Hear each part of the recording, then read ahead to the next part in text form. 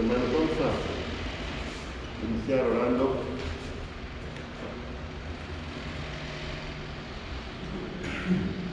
Bendito Padre Celestial, te alabamos, Señor, y te damos muchas gracias porque eres bueno, Padre, eres maravilloso y nos permites también meditar en tu palabra, Señor. Te quiero pedir que nos hables tú, Señor, a través de estos pasajes, que nos permita, Señor, conocer y entender tu voluntad.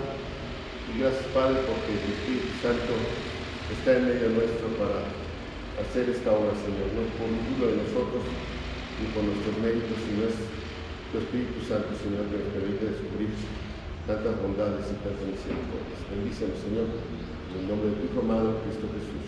Amén.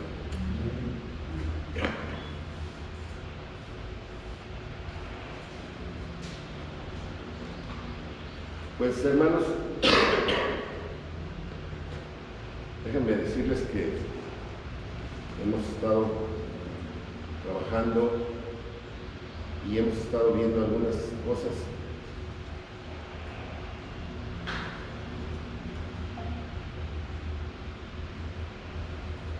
Esta semana,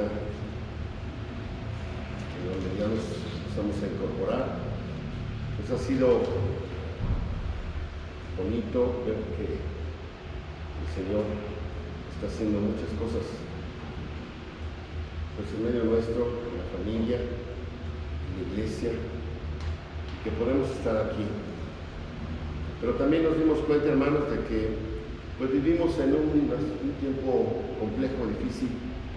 ¿Cuántos de nosotros no escuchamos las noticias de la violencia que existe en todos lados del mundo, ¿verdad? Simplemente ahora la balacera que hubo recientemente, y bueno, hubo bastantes muertos, pero resulta que en esta misma semana, creo que el lunes pasado o el martes, fue el día más violento casi de todo el periodo que lleva este gobierno de México, y pues ya van más de 120,000 muertos por violencia, ¿verdad? Por balaceras, que donde pues, no hay mucha impunidad, donde hay una injusticia tremenda. Vemos cómo pues, la gente está luchando por justicia, pero vemos cómo el ejército, la policía, las autoridades, pues no son ni respetadas. Platicando yo con mi yerno allá en su casa, decía, bueno, ¿cuál sería el problema? Bueno, pues al final yo creo que el problema real es que la ley no se respeta, la ley no se obedece, la ley no se sigue, la ley está nada más de adorno, o se aplica solamente para aquellos que tienen formas de aplicarla y la aplican de acuerdo a su conveniencia. Hay quienes pues sí pagan impuestos, pero los pagan como quieren, cuando quieren y lo que quieren, y así está uno, ¿no? Y a veces uno tiene que pagar impuestos aquí, impuestos allá, y de repente vienen los comerciantes y les piden derecho de piso, que es otro tipo de impuesto, ¿verdad? Fuera de la ley totalmente, y dependiendo de la violencia, porque si no pagas, pues te hago poquito, te pongo, te mato. Y son cosas que son tremendas. ¿Qué es lo que ha determinado que estemos viviendo así? ¿Verdad? Y escuchábamos también en algunos devocionales, pues simplemente el pecado del hombre. Desde Adán y hasta ahora, pues el pecado del hombre es la consecuencia, lo que estamos viviendo es consecuencia del pecado de la humanidad, de nuestro pecado y del que está de todos los que nos rodean, ¿verdad? Desde Adán hasta nosotros. Y bueno, hay muchas cosas como determinan.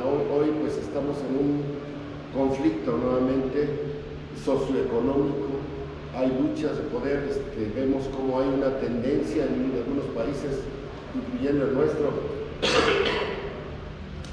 de un autoritarismo y de una falta realmente de legalidad, ¿verdad? En donde se quiere hacer lo que el gobernante dice que se haga.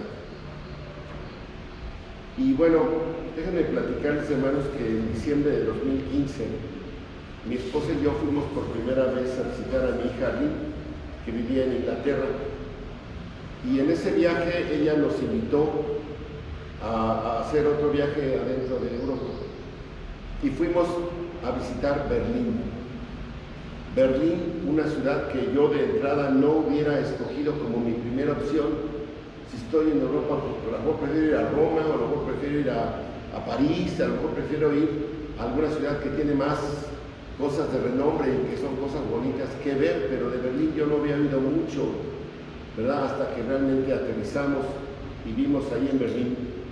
Y después de estar unos días y de conocer de primera mano y analizar las cosas que ahí pasaron, especialmente durante el siglo pasado, el siglo XX, donde ahí se iniciaron los conflictos más grandes que la humanidad ha conocido, en Berlín.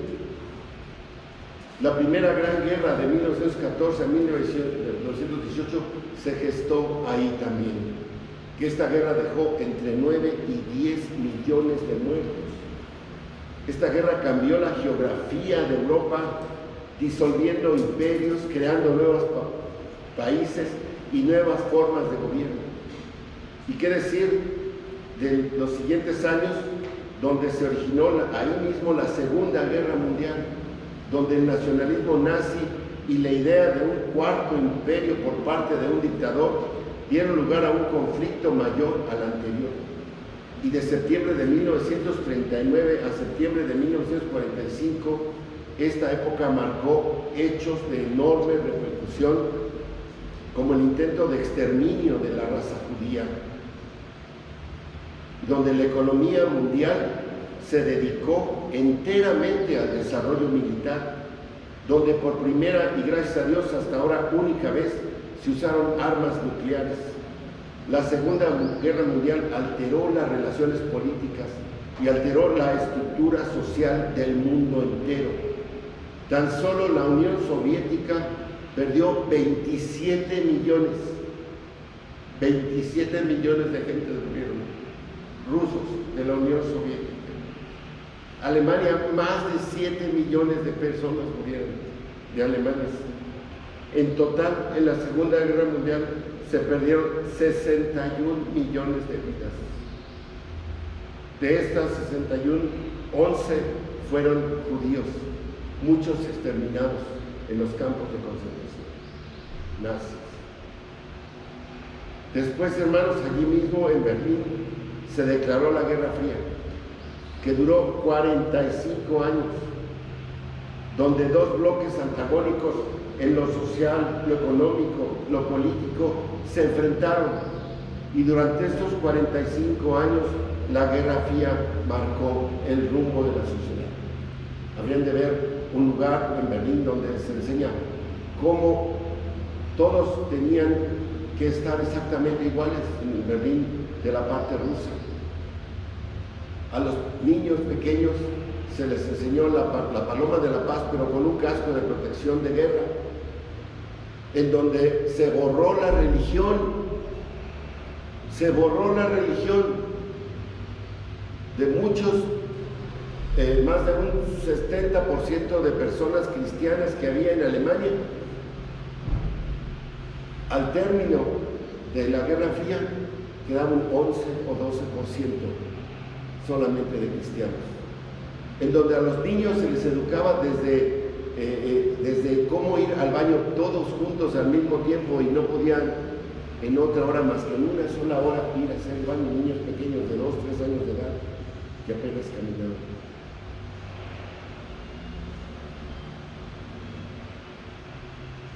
Así que ver algunos edificios bombardeados y quemados en los ataques que sufrió Berlín en la Segunda Guerra Mundial, y después ver el último resto del muro de Berlín y las marcas donde cayeron aquellos que intentaron escapar en la cortina de acero, así como los monumentos a las víctimas del Holocausto, ver todos los millones de nombres escritos, me dejó la impresión de que aquella ciudad determinaba la forma en que ahora la humanidad se estaba conduciendo, y cómo la economía, la política y la sociedad misma y la religión fueron determinados por el paso en la historia de esta ciudad.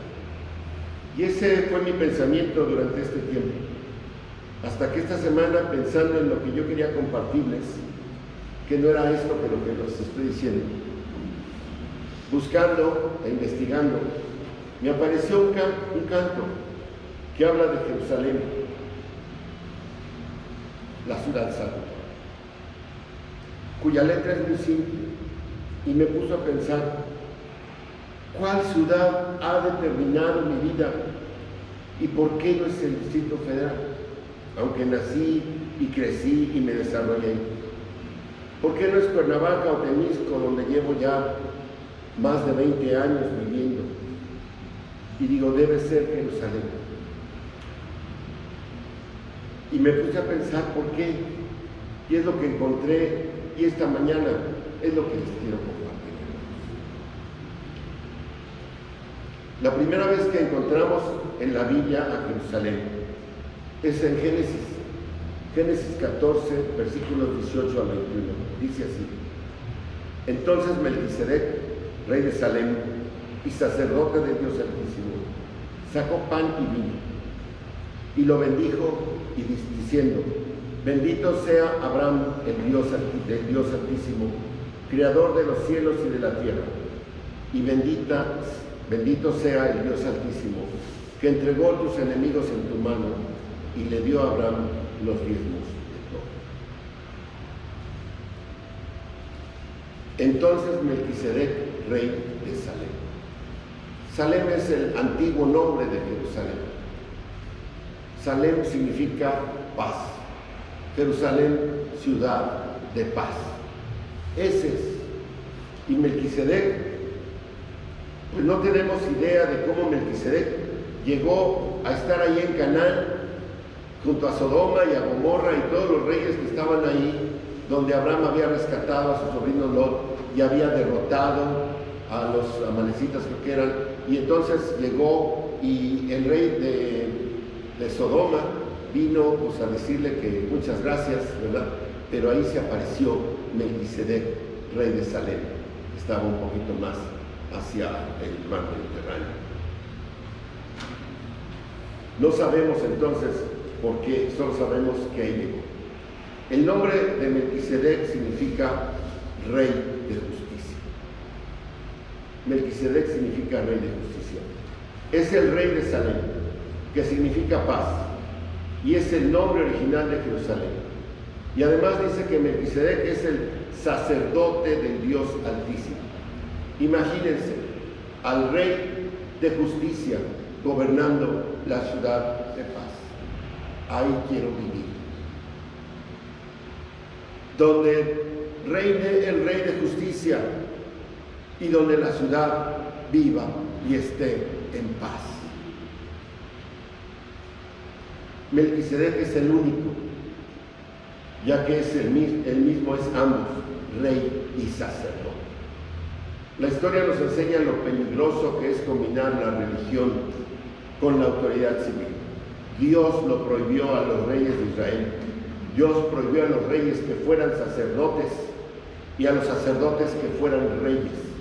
Segunda de Crónicas 26, 16 al 26. Recordemos al rey Usías, que trató de hacer el trabajo de un sacerdote. ¿Y qué fue lo que le pasó? Le dio lepra. Dios lo castigó. Pero aquí hay una excepción: Melquisedec, rey y sacerdote. Y hay otra excepción, hermanos. ¿Quién es? Mi Señor Jesús.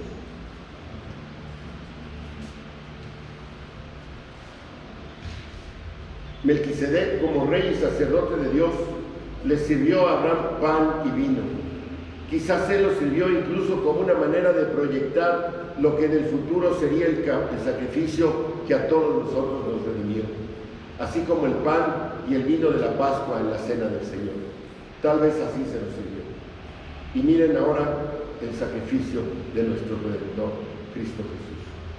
Así pues, Melquisedec como sacerdote hace dos cosas: bendice a Abraham, le da el pan y le da el vino, y dice: bendito sea el Dios Altísimo, y bendice a Dios.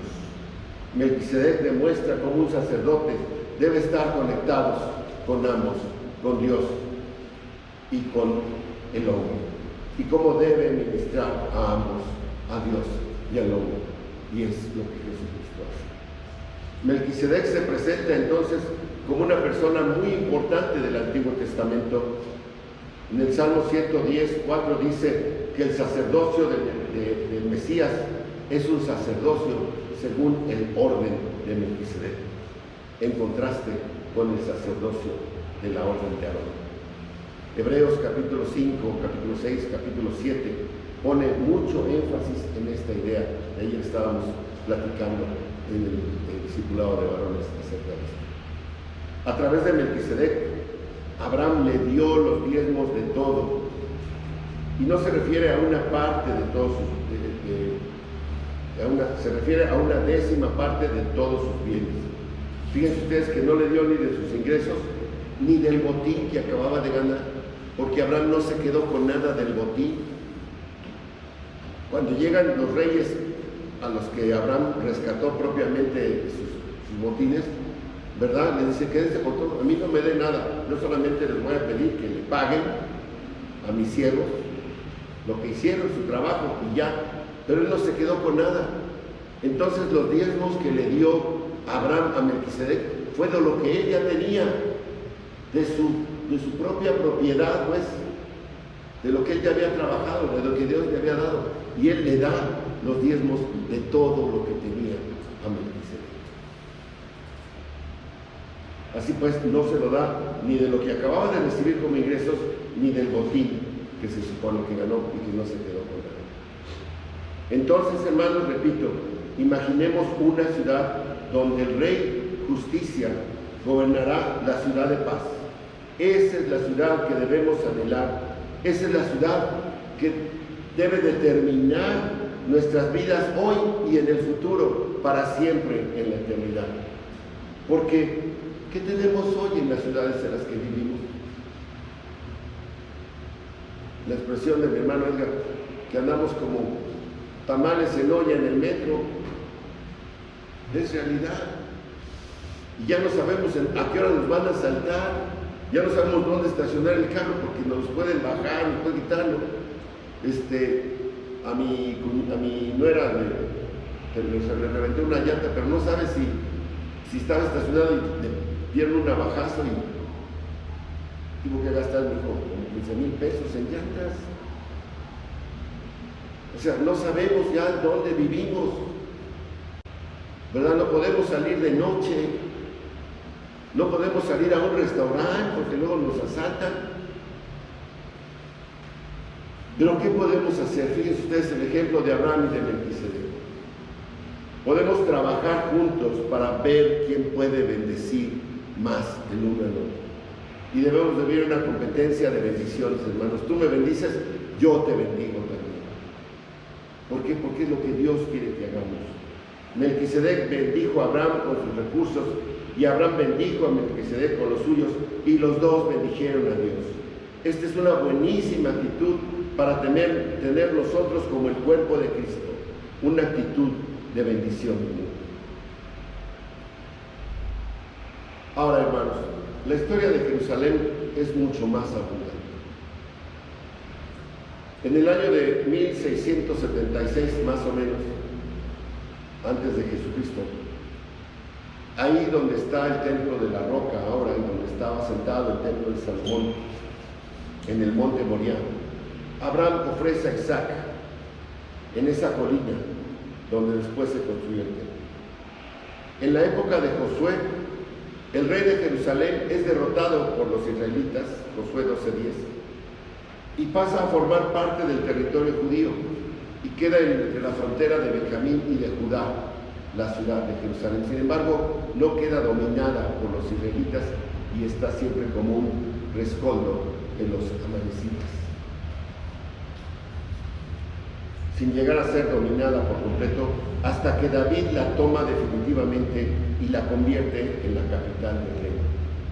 Más o menos alrededor del año 957 a.C., David y Salomón llevaron a Jerusalén a su máximo esplendor, ¿verdad? Construyeron el templo, hicieron de Jerusalén una ciudad hermosa, una ciudad bella, una ciudad, la capital tal vez del reino más poderoso en esa época.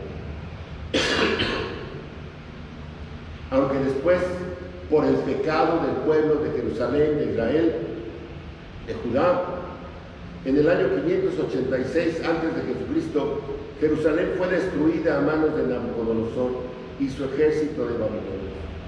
70 años después, el pueblo remanente regresó y en el 516 se inicia la construcción del segundo templo. En el año 332 a.C., los griegos conquistan Jerusalén por medio de la dinastía de los Antíocos.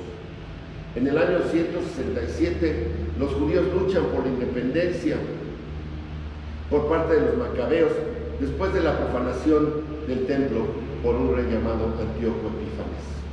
Pero poco les duró el gusto de la independencia, porque en el año 63 a.C. se inicia el periodo de la dominación romana y Judea, Galilea, se hacen provincias romanas.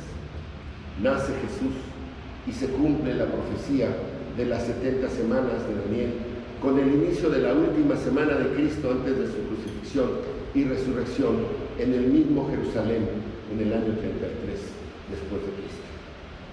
En el año 70 después de Cristo, el general romano Tito, hijo de Vespasiano, emperador y que después fue emperador de Roma, destruyó la ciudad y el templo y no le quedó piedra sobre piedra, como dijo Jesús en Mateo 24, 1 y 2. En nuestra era, Jerusalén tiene muchos episodios. Solo menciono algunos.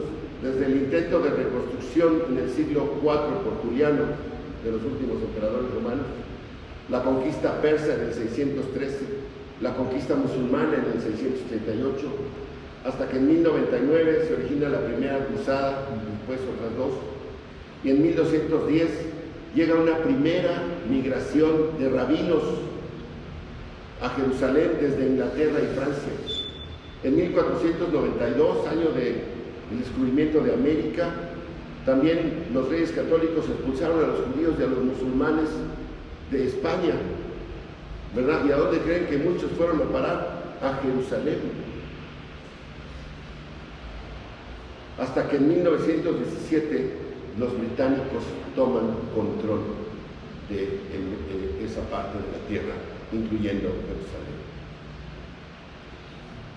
Después del negro episodio en 1929, antes de la Segunda Guerra Mundial, donde en Jerusalén son masacrados muchos judíos,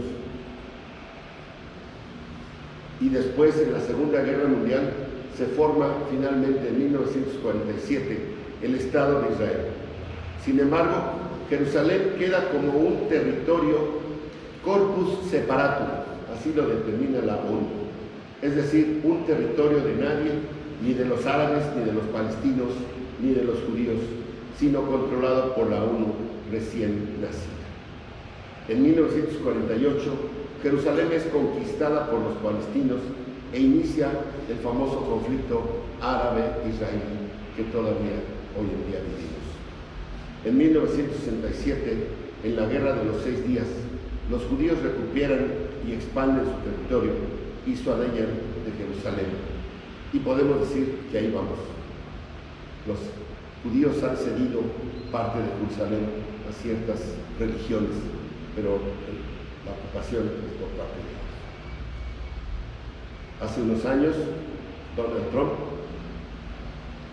anunció oficialmente que ya iba a pasar la embajada de Estados Unidos en Israel a Jerusalén, declarando Jerusalén como la capital de Israel en lugar de Tel Aviv, como la provincia de Jerusalén.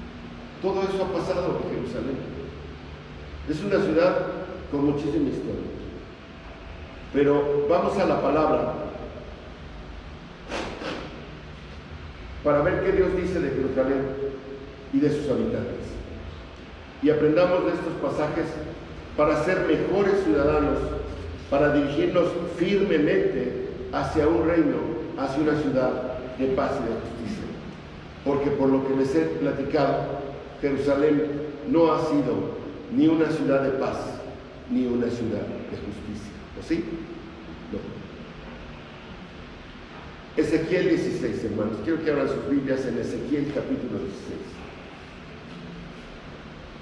Ezequiel capítulo 16 es un capítulo muy duro de leer, muy duro. Además que es el capítulo más largo de Ezequiel, es bastante largo, es el más largo del libro de Ezequiel. Yo les recomiendo que lo lean en sus casas, completo, y lo relean. Solo voy a mencionar unos versículos. Ezequiel capítulo 16. Y en este momento en que se escribe el libro de Ezequiel, en este momento histórico de Jerusalén también, Jerusalén ya ha sido atacado por Nabucodonosor. Y la primera deportación ya se llevó a cabo. Ezequiel fue uno de los primeros deportados, tal vez junto con Daniel.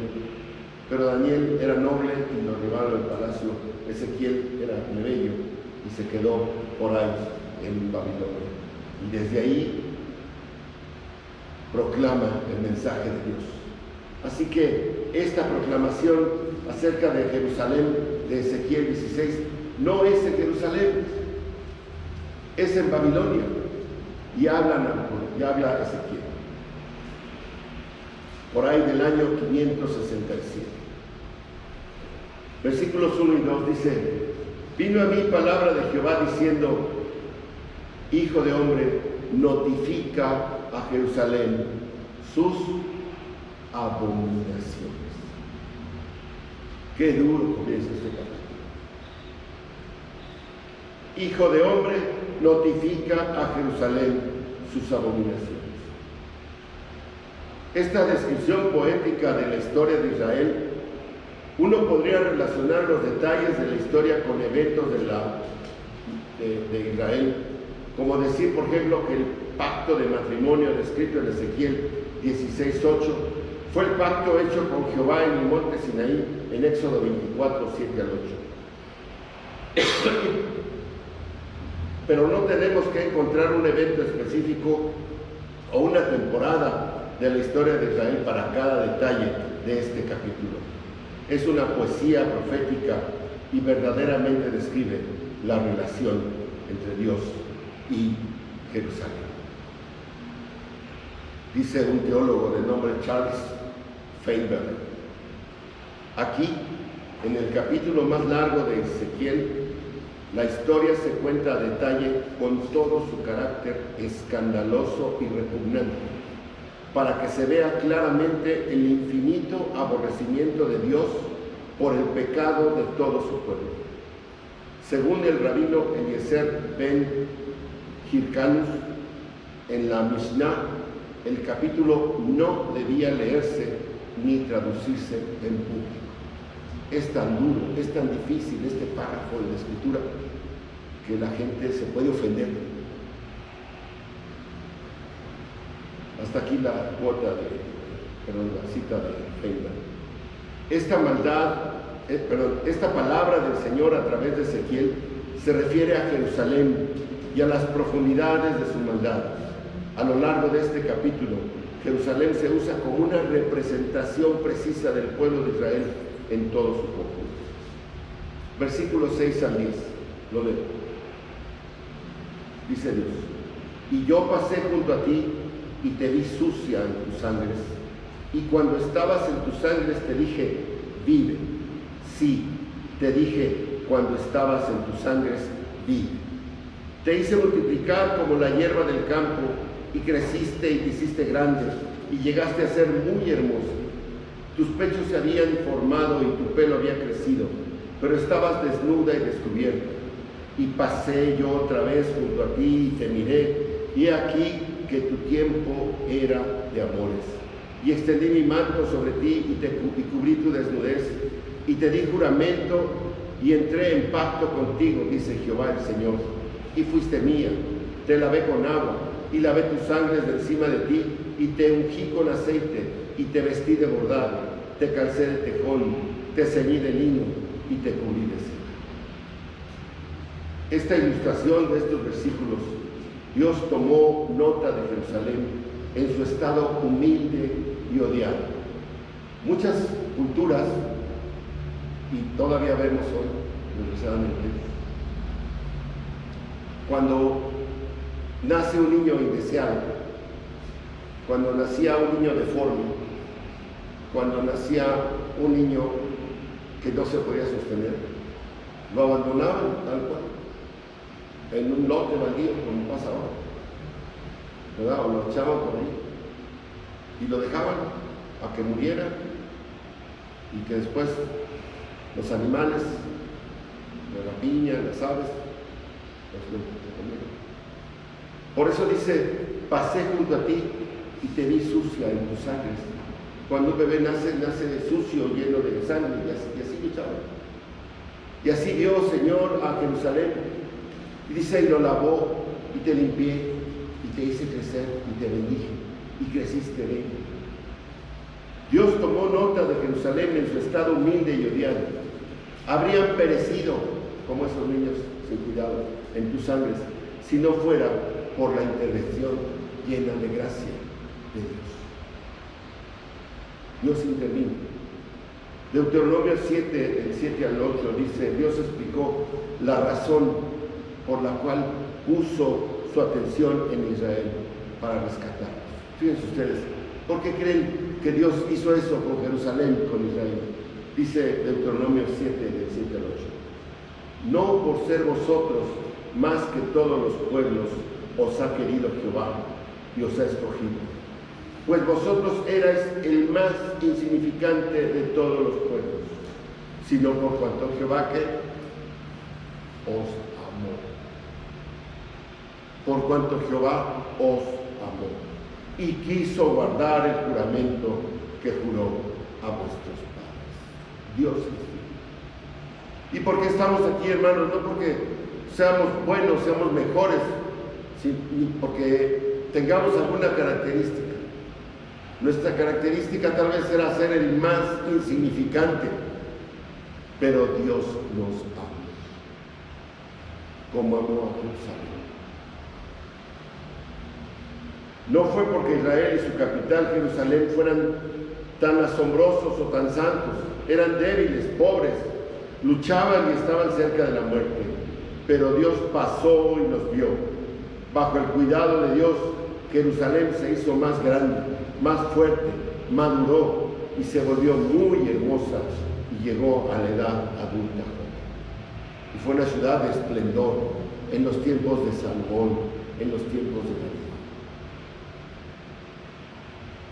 Dice el verso 14, fíjense cómo dice el verso 14, y salió tu renombre entre las naciones a causa de tu hermosura, porque era perfecta a causa de mi hermosura que yo puse sobre ti, dice Jehová el Señor.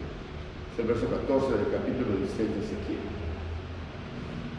No es porque Jerusalén haya sido muy hermosa, es porque Dios puso su hermosura sobre él. Debido al generoso amor y cuidado de Dios, Jerusalén sobresalió en belleza y fue elevada a la realeza, y se hicieron famosos entre las naciones, y todo fue por la hermosura de Dios que Él puso sobre ellos, no fue por ellos mismos. Como les decía, durante el reinado de David y durante los primeros años de Salomón, Jerusalén era en verdad una ciudad real, e Israel un reino próspero, tal vez el más grande de esa época.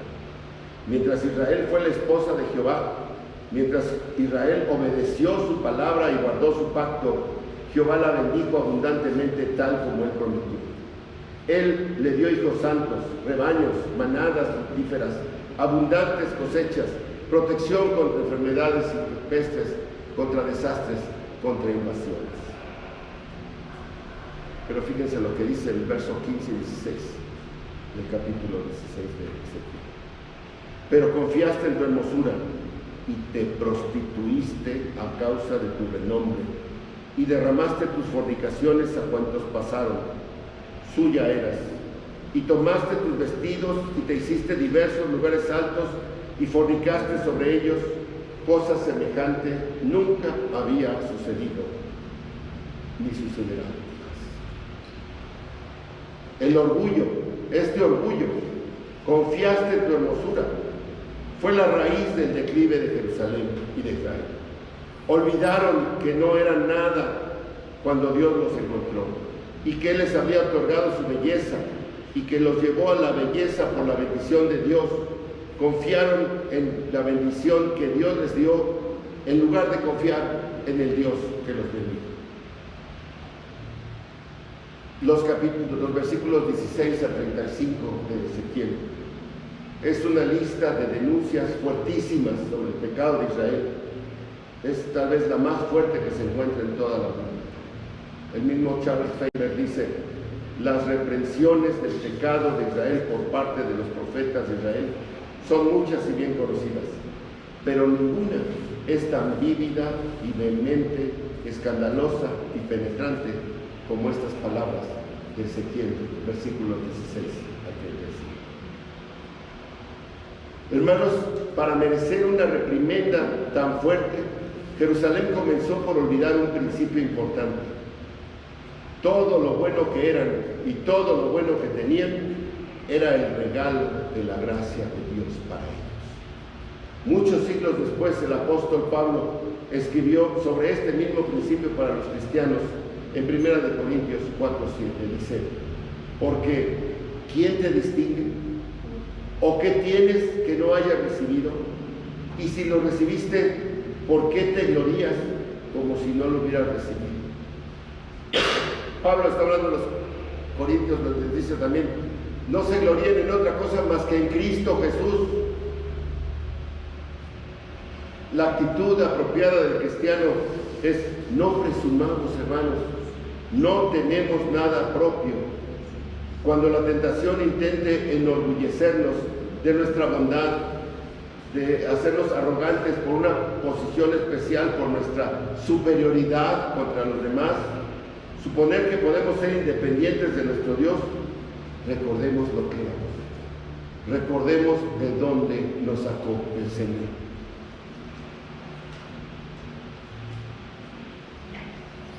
Versículos 59 al 63 de Ezequiel 16.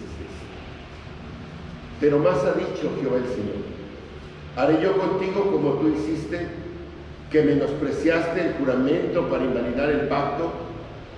Antes yo tendré memoria de mi pacto que concerté contigo en los días de tu juventud, y estableceré contigo un pacto sempiterno, y te acordarás de tus caminos y te avergonzarás. Cuando recibas a tus hermanas, las mayores que tú y las menores que tú, las cuales yo te daré por hijas, mas no por tu pacto, sino por mi pacto que yo confirmaré contigo, y sabrás que yo soy Jehová, para que te acuerdes y te avergüences, y nunca más abras la boca a causa de tu vergüenza, cuando yo perdone todo lo que tú hiciste, dice Jehová el Señor. En los versículos anteriores, Dios le habla tan fuerte a Jerusalén y le dice: pues ¿sabes qué? Por lo malo que eres, hasta Sodoma va a ser redimida antes que tú. Hasta Sodoma va a ser restaurada antes que tú. Y yo pregunto: ¿y cómo? Pues si la quemó toda. Pues si no quedó nada. Sodoma y Gomorra, muchos creen que es donde está el mar muerto ahora. Nada puede vivir ahí. ¿Cómo es posible que Jehová le dice a Jerusalén a través de Ezequiel: pues voy a restaurar para que veas quién soy yo, primero a Sodoma antes que a ti? Y lo va a hacer. O sea, yo no tengo duda, porque el Señor es todopoderoso.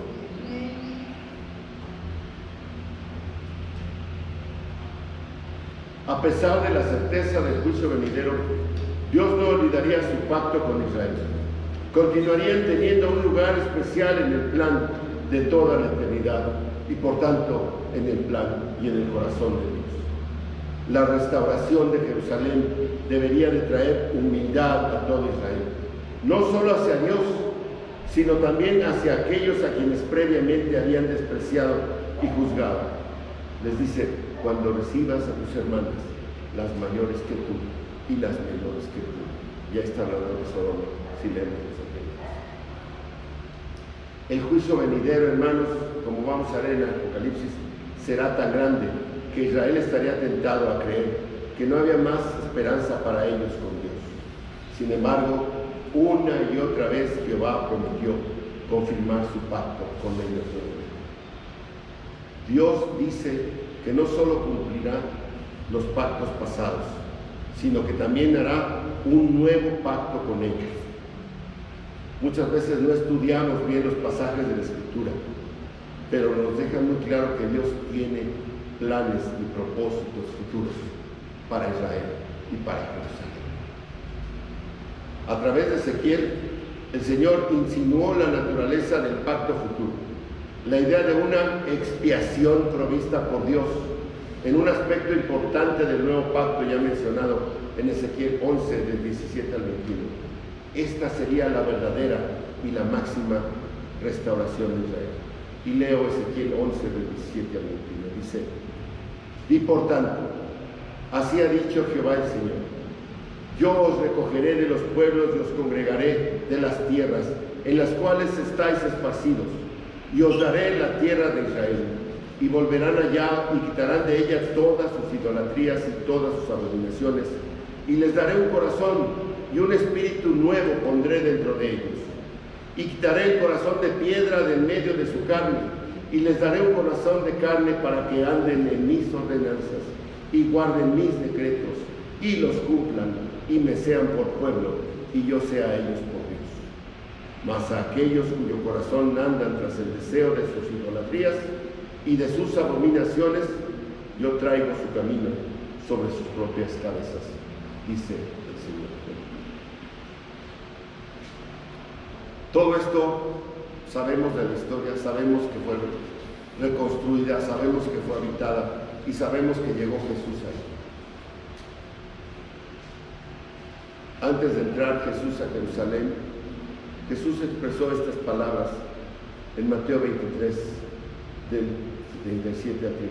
Dice: Jerusalén, Jerusalén, que matas a los profetas y apedreas a los que te son enviados.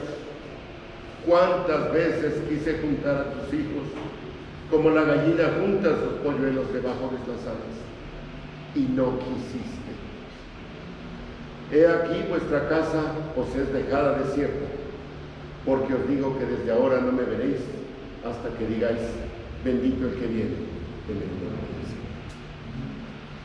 Hermanos, Jesús lloró sobre esta ciudad, porque ya no era la ciudad de paz, ya no era la ciudad donde gobernaba y reinaba el Rey de Justicia. Era una ciudad corrompida,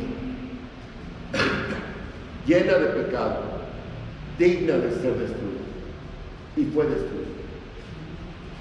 Seguramente la Jerusalén que conocemos hoy será destruida, como todo lo que nos rodea, y Apocalipsis 21 nos da una perspectiva de lo que viene: cielos nuevos y tierra nueva, y junto con ello la Jerusalén nueva. Dice los versículos del 1 al 4 de Apocalipsis 21, que no leímos: vi un cielo nuevo y una tierra nueva, porque el primer cielo y la primera tierra pasaron, y el mar ya no existía más. Y yo, Juan, vi la santa ciudad, la nueva Jerusalén, descender del cielo de Dios, dispuesta como una esposa ataviada para su marido. Y oí una gran voz del cielo que decía: he aquí el tabernáculo de Dios con los hombres, y Él morará con ellos, y ellos serán su pueblo, y Dios mismo estará con ellos como su Dios. Enjugará Dios toda lágrima de los ojos de ellos, y ya no habrá muerte, ni habrá más llanto, ni clamor, ni dolor, porque las primeras cosas pasaron. ¿Qué diferencia entre la Jerusalén de Ezequiel y la Jerusalén de Juan? Esta es la Jerusalén de la esperanza, hermanos, a la que debemos apuntar.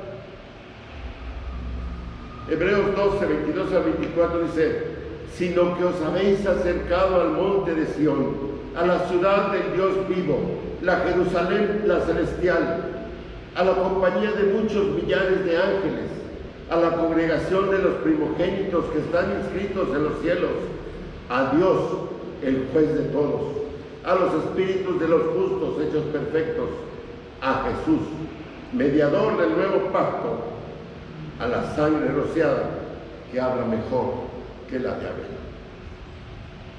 Nos debemos apuntar y debemos buscar la Jerusalén de lo alto y de la libertad. Gálatas 4, 25 y 26. Porque Agar es el monte Sinaí en Arabia y corresponde a la Jerusalén actual, pues está junto con sus hijos, está en esclavitud. Mas la Jerusalén de arriba, la cual es madre de todos nosotros, es libre.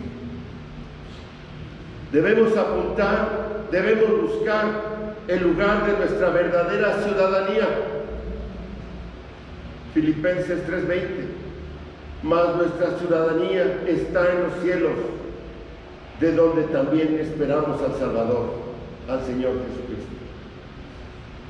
Recuerdo mucho al hermano Juan Isaías, que preguntaba: hermanos, ¿alguno de ustedes ha visto algún extraterrestre algún día? ¿Alguna vez han visto algún extraterrestre? ¿No? Volteen, véanse, ahí están los extraterrestres.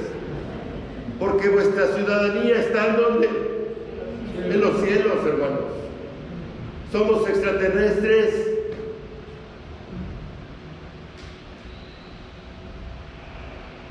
Los términos santa y nueva distinguen a la ciudad, porque al ser santa y nueva es distinta de cualquier ciudad terrena. El nombre de Jerusalén le da continuidad con la tierra, especialmente porque es el lugar de nuestra redención, donde el Cordero perfecto fue inmolado por nuestros pecados. Es significativo que esta gloriosa morada de Dios y de su pueblo es descrita como una santa ciudad. Las ciudades son lugares donde hay muchas personas y personas que interactúan unas con otras. No es un lugar de soledad, ni de retiro, ni de autoinspección o introspección, no sé cómo dicen. Es una ciudad de comunidad perfecta, de pueblo de Dios. El concepto cristiano del cielo es como una ciudad, un lugar de vida, un lugar de actividad, de interés, de personas. Es una vida en comunidad de los redimidos en el cielo. El hombre jamás ha conocido una comunidad que no esté marcada por el pecado.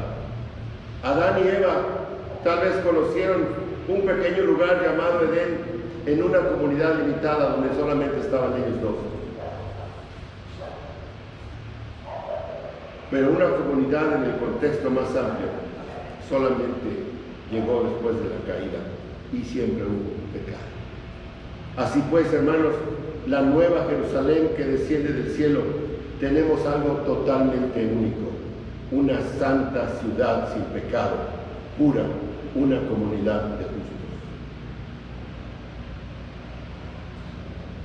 ¿Qué es lo que tenemos que hacer? Hoy tenemos problemas que surgen cuando los creyentes esperan este tipo de comunidad ahora y creen que venir a la iglesia es acercarse a eso.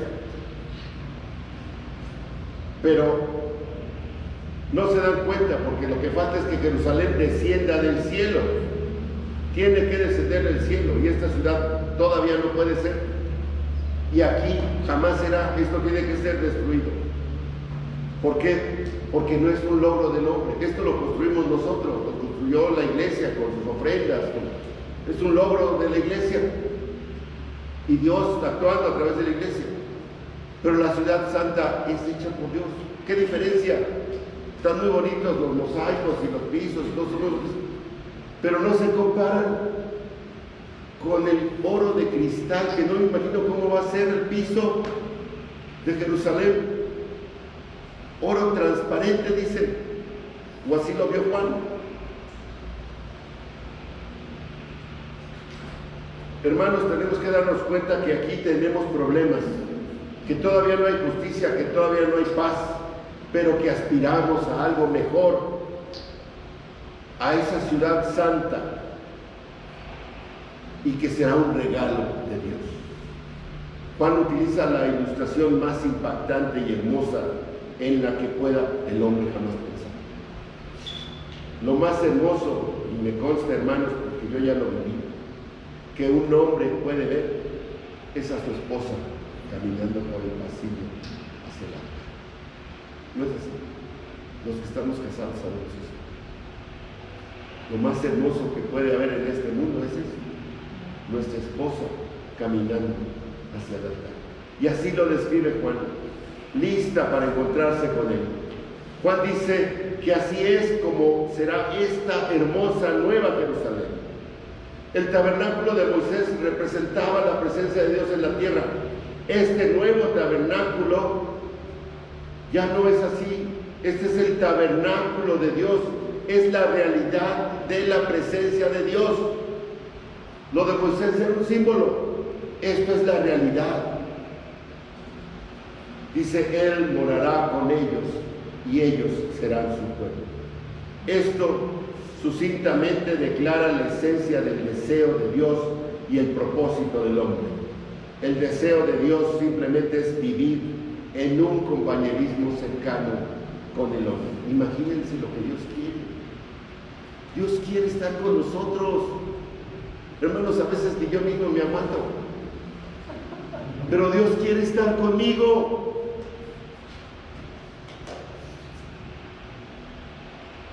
El propósito del hombre es ser el pueblo de Dios, es ser cercano a Dios. Esta es la gloria más grande del cielo, estar con Dios. Esa es la restauración final, la cual se perdió cuando Adán y Eva pecaron.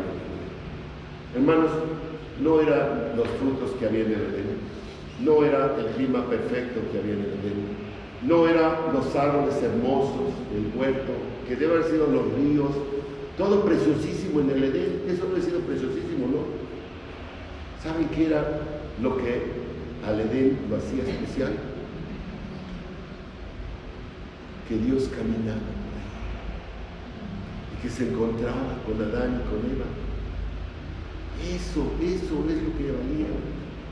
Por eso el Edén era lo que era, porque ahí estaba Dios. El Señor Dios caminó en el jardín. Ya estaba el privilegio más sublime de Adán, que tenía compañerismo con el Altísimo.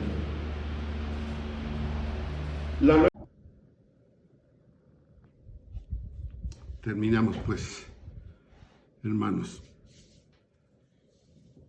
La Nueva Jerusalén pues entonces se distingue por lo que no tiene.